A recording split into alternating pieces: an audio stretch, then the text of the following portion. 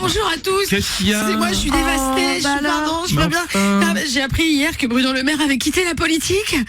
Oui, mais qu'est-ce qu'on va devenir, nous, les humoristes? C'est pas une semaine sans qu'on fasse une vanne sur lui.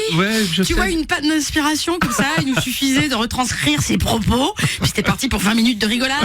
J'ai sauvé l'économie française. Mon intelligence est un obstacle. C'est génial.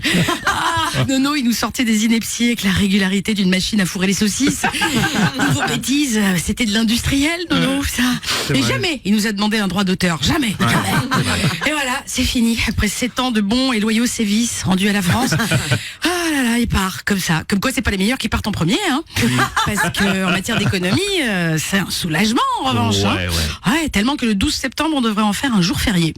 Et oui, la libération après 7 ans d'occupation. 7 ans de Bozo Le Maire à l'économie. 7 années de trop, finalement. Alors, notre Nono, il va se consacrer désormais à l'enseignement. Figure-toi. Ouais. De quoi, je sais pas. Pas d'économie, visiblement. Sinon, Stéphane Séjourné peut devenir prof de français, hein. Et je crois pas que ce soit une bonne idée. Enfin, c'est tout ce que je dis, moi, c'est tout.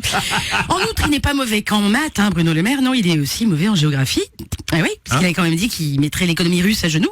Au final, c'est la France qui l'a mis en levrette. Mais bon. 1000 milliards de dettes, voilà, après son passage. Ouais. Je pense qu'il peut être prof de dilatation. Voilà, un expert.